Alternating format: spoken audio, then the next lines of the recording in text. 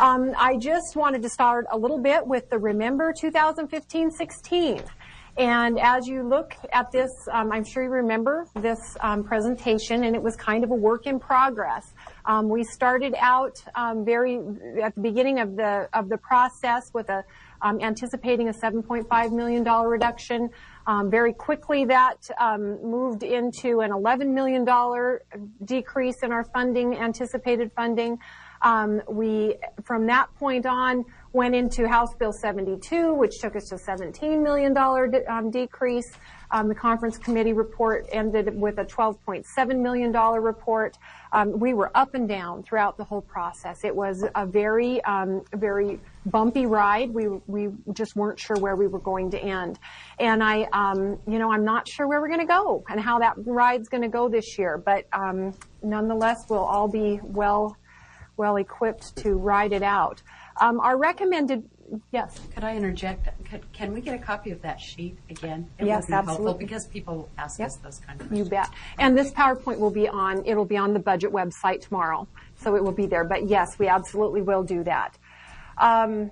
So where we actually ended up with our April 1st, which was our recommended budget that we took to the borough, at that point in time, our general fund reflected budget cuts of $11.1 million, or a 4.5% decrease at our recommended budget to the borough on April 1st. That was reflective of 70.4 FTE. Again, at that point in time, we weren't even operating under House Bill 72, which actually made that considerably worse. And then the conference committee report came in very quickly after that, which we ended up landing at about a $12 million deficit. And then on June 1st, the Borough Assembly agreed to provide us with an additional local contribution of $4 million. That took us, bottom line, on our approved revised budget in June, the budget that we're operating under this, as we speak at this moment, of a decrease from the prior year of $8.6 million, 3.53% reduction in the operating fund, which was also equated to 39.4 FTE, full-time equivalent. So that's where we ended up with our 15-16, with the caution, with the warning and the messaging from the legislative delegation was to proceed with caution. We were told to anticipate the potential of a 10% reduction in the base student allocation. And, so we thought, well, gosh, that is going to be a significant effort to get to that point. So we did start our process much earlier. And if you recall, we had a board work session in October, the first part of October, where we showed what a 10% reduction in that base student allocation would look like to us. Early numbers, granted, but we were anticipating that type of a decrease would cause us a reduction of $13.7 million. Those were some numbers that got people's attention, and certainly ours initially when we were told to plan for that. We did start with the board. We then also went to the Citizens Budget Review Committee and engaged their efforts early on in the process as well. They weighed in on the anticipated and potential of that type of a loss, of a decrease of funding, and put a number of value statements in place and made some recommendations, and as far as the types of efforts that they felt were important from a Citizens Budget Review Committee perspective. And then also from that point on, Dr. Gaboric, I know, has engaged many of the facets within the district, all the buildings, the ESSA staff, FEA staff, all of the building, the principals, and so forth. And so there's been a number of different ways of gathering the importance and the values that are placed, and some of the directions that the different groups would feel were important. So, again, as we start out, though, what historically has been done, and truly I think in a responsible manner, is that the district has used the governor's budget as the stair step, or as the springboard, if you will, for their initial proposed budget. Early on in the process, absolutely, but it is a number you can hang your hat on. It's a number that we can actually quantify. Whether it's real or not by the end of the process remains to be seen, but again, it is something that it's a starting point for us. And again, we have determined to go ahead and use the governor's budget. Governor Walker released his budget on December 9th. And basically the highlights to his budget as they pertain to education was that it actually, rather than a 10% decrease to the base student allocation, the governor's budget was reflective of a $50 increase to the base student allocation. So all of a sudden, we had a surplus of dollars. We were looking at an increase in some revenue from the state rather than a potential of a decrease. What was his thought in that? Quite honestly, it was because legislatively, that's what's in place. House Bill 278 provided for this $50 increase in the base student allocation. This is the third and final incremental increase to the base student allocation for the fiscal year 17, taking the base student allocation to $5,930. And the governor did utilize that funding level. What that equated to in the statewide budget was an increase of $12.7 million statewide in the foundation formula. That number was, I actually had a principal who asked me about that. He said, is that right? Is that right? That just doesn't seem like a lot. And indeed it is. That $12.7 million is the impact at a state level on an incremental basis for a BSA increase. There were also some other smaller non-foundational type adjustments to that affected the education budgets, the departmental budgets, some grant type of things, anything outside of the foundation. Those equated to a reduction of $4.4 million in the governor's budget. But we're going to focus tonight on the portion of the 12.75 because that's what our budget is based on. So as we move forward, the document, I think you all have your binder in front of you. This document will actually be posted in its entirety on the budget website tomorrow. We have really, just as we did with the approved revised budget in June, we've pulled back a number of the copies. So hard copies are not as plentiful as they used to be. It's completely electronically available, and we would encourage the use of that, although we have provided hard copies to all of our board members. The format that you'll have in front of you is identical with one exception, and that is the section immediately after the Welcome tab, and that's entitled the District Vision.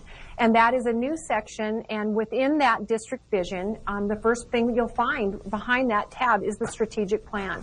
And this is the section that Dr. Gaborik will touch on, there's also organizational charts, some of the adjustments to the organizational charts, and critical tasks. A nice clarity, I think, of the structure of the organization and the vision that the board has set forth, and Dr. Gaborik's carrying out of that vision from an internal capacity. So I think it's good information there. But again, the full document is available to the public on the website. So to move forward, just a quick reminder that the budget is a student-based formula. The state funding is a student-based formula. And so again, we're going to go back to those acronyms, that ADM, average daily membership, which is determined by our student count. And so while we often, it's kind of a misinformation that people think that our number, our ADM, our student count number, is what is multiplied by the base student allocation. But we have to remember that that number is actually multiplied by an adjustment to that, and we'll touch on that very quickly here too. We also have to point out, though, that next year's budget is still based on a projection. So our October count for this year that we just did in October of 2015 is actually the final number that will determine our funding level for our current operating year. Thus, we don't have an actual ADM number to count on for next year, so we have to project. That projection process for the district has been historically to utilize a cohort survival rate of 100% cohort survival rate, and then to apply a 10-year trend over by school. And in looking back historically, that has materially been very, very accurate. It's been a really good way to go ahead. And so we've carried forth that same process of 100% cohort survival rate with a 10-year trend. That projection then goes through a number of adjustments. We talked about this in detail last year, but if you remember, then our number for this year for projected enrollment going into 16-17 is 13,821 ADM. We'll get into that in the next slide. But that number then is adjusted by all of these variables: school size, district cost factor, special needs, vocational, intensive services for those students that are identified under IEPs with intensive services, and then the correspondence adjustment of 0.9 as well. That adjustment gets you to the adjusted ADM. And this is what that looks like for us moving into our 16-17 budget year. We have projected, based on 100% cohort survival rate with a 10-year trend of 13,534 projected ADM within our buildings, another 287 projected correspondence ADM, which takes us to a total projected ADM of 13,821 students. And then also identified through the special education efforts and their identification process of an additional 420, I shouldn't say additional, identified that will generate some additional ADM of 425 intensive students. By the time you run those numbers through all of those prior adjustments that we just talked about, that leaves us, that generates 26,076.5 adjusted ADM, which becomes our funding unit. That's the number then that's multiplied by the $5,930. So what does that actually mean to us for next year? Basically, where we are is you'll find this on page 76 in the budget booklet. And this is a summary of all funds. So you can see we have the, whoops, I can't see it there, can you? We have the operating fund, which is the granddaddy of them all, if you will. It's our big fund that does 99% of our operating. All of our instructional and our day-to-day operating fund expenses come through the operating fund. We also then have the student transportation fund, which in and of itself, historically, over the past few years, has carried itself. We're going to see that this year we're anticipating the need to actually commingle some operating funds in order to cover those costs. Our nutrition services program is an enterprise fund. It is in and of itself quantified and tracked on an individual basis, revenue in, revenue out. The obligation for an enterprise fund is to be self-sustaining, and that's our nutritional services fund. Student activities, local programs, state programs, and federal programs are the other accounts, the other funds that we operate in. Basically, what you're going to see over our 16-17 compared to 15-16 is an increase of $5.1 million in revenue for our 16-17. Now, we'll focus on the fact that that is generated off of these two pieces right here. The operating fund is generated, the $3.5 million increase to the operating fund comes from the increase to the student ADM and the adjusted ADM, and then how that falls out in the foundation formula and the increase in the base student allocation. And that in and of itself generates that income increase based on the governor's proposal of $3.5 million in our operating fund for proposed budget increase. Transportation fund, on the other hand, is being driven off of the expenditure side of that budget. Our transportation fund, yes, we do receive some dollars from the state, and those dollars are reflected in the operating fund or in the revenue side of the transportation fund. However, we do have some anticipated increases in ongoing negotiations. That has yet to be penned. We have not entered into any final agreement, but all indications is that we are going to have some increases in the $1.5 to $2 million range within our expenditures for transportation. So we're going to focus this evening on the operating fund, as we always do. Now, within your budget document, all of the other funds are again presented in the back, as they always have been. They're not in a huge amount of detail. The proposed budget has always, well, all of the budget has always reflected on the operating fund. The majority of the efforts are put forth within that. So again, this year, what we're presenting based on the governor's proposed budget is a budgeted revenue of $209,290,969. The inset that's on the top right is the pie graph for what the 15-16 budget is and what we're operating under right now. So I think you can see that while there's an increase of about $3.5 million, the allocation piece of the sources really has not substantially increased. Our state portion is up $3.2 million, and that takes us to a 0.5% increase in the overall budget source. And our local source, these dollars reflected are exactly status quo. That's anticipating a status quo local contribution. But because the pie has gotten a little larger, that has dropped the local percentage down to 26.9%.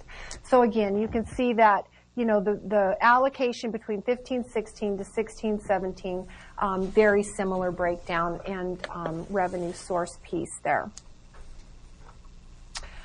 This is on page 81 within the budget booklet, and this is where you're going to find the majority of your, I know it's very small on the screen, but if you were to turn to page 81, you'll find the historical, there should be 2 years actuals, and then the 15-16 approved revised revenue, and then the proposed section for 16-17. And again, what you'll see under local sources at the top, status quo dollars. Zero increase over under and zero change from 1 year to the next, from our current 15-16 to the proposed 16-17. You will see the increase under state revenue, primarily in the foundation formula, and then that flows through to the Quality Schools Initiative, which is the standalone piece that's driven off of that. But those dollars equate to $3.2 million, or an increase of 2.4% from last year. Federal dollars under impact aid are driven off of identified students from our prior year. October of 14 count actually drives our fiscal year 17 impact aid. Based on that, we had an increase of about 4% of federally identified students, federally connected students. That would generate some impact aid. So we had a $400,000 increase there. Use of fund balance is down just a little bit, and basically you can see then where we are is an increase of $3.5 million in anticipated revenue for next year. Anticipated expense, proposed budget expense by object. Again, what you're going to find is the inset to the 15-16 budget. Again, a very, very similar allocation between revenue, or between expense objects. And when we talk objects, we're talking those broad category type things. Our salaries, our benefits, the contractual obligations, which includes utilities, and supplies, and then equipment and other. And what you are going to see as far as of an increase there, however, is in the dollar amount for equipment and other, because in the other category is actually transfers to other funds, and that we are anticipating the need to transfer $1.5 million into transportation in order to fund our transportation contract for next year. Broad categories, again, personnel and non-personnel, you can see. You know, our people, our staff is where the majority of our expenditures are. Personnel costs for this anticipated proposed 16-17 budget, 86.5% of our overall budget. Last year it came in at 89.1%, but do remember that there were adjustments in the actuarial for the on behalf portion, and that's what's driving that. That variance anyway, primarily. But again, a good portion of our staff, or a good portion of our budget is people-related expenses. So what are we looking at here? As far as the comparison, actual comparisons, you can see that under salary and wages, we're up $500,000 in from our 16-17. Our employee benefits is up $2.3 million, and this is reflective of an increase in our health insurance rate of 2%. That health insurance benefit rate of 2% is will actually cover what we will anticipate will be an inflationary increase within health insurance. It has nothing to do with performance. If we have high utilization within our plan, and we have been on course to have some high numbers for utilization, that 2% increase in our benefit rate equates to about a little over $2 million. And that will cover our expected inflationary component of the trend in our health insurance. Contracted services is very similar. Supplies and materials is up a little bit. That actually, I think what you're going to find there is going to be the teacher laptop initiative. And most of those dollars actually came from transfers from some of these other places, but they did fall under that supplies category, and so it reflects an increase. Equipment's down a little bit, and then, of course, other is up significantly for the transportation increase. Bottom line, $4.6 million increase in operating fund expenditures in the proposed budget. But I do want to point out that there's really 3 significant impact items that took care of that whole piece. Again, we had an increase of 161 students in our proposed budget. Those students, in order to maintain the strategic plan and class size, are going to require some additional teachers. And by the time we filter them out through the buildings, as we anticipate them to fall, it'll require an additional staffing component for certified teachers of 10 additional teachers. That will require an additional $1.1 million salary and benefits for our certified staff.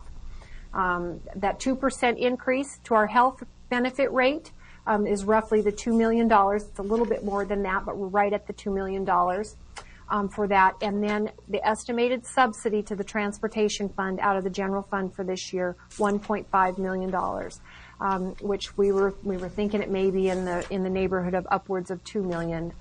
We're believing at this point we're going to come in closer to the 1.5. This, too, is should be a familiar presentation, and wanted to just point this out. Projected enrollment increase. Those 161 students will actually generate $1.9 million of the additional statewide funding foundation formula, and the increase to the base student allocation generates $1.3 million of that. So if we get bumped back down, and that $50 increase gets bumped back down, you can see that that's going to impact us immediately at about $1.3 million. That takes us to a $3.2 million increase there, a small adjustment in impact aid based on federally connected students, and then a small reduction in fund balance. I think last year we were at $1.9 million. This proposed budget reflects a $1.8 million use of fund balance. That leaves us that $3.5 million in adjusted revenue, increased revenue for the operating fund. Again, a reiteration of the expense side of that, the increase of 10 FTE to maintain the existing class size in PTR is a $1.1 million increase in expenditures. Estimate increase to health rate of preliminary rate adjustment of 2% to cover trend, the inflationary trend only at this point, has an impact of $2 million. Anticipated subsidy to the transportation fund, $1.5 million.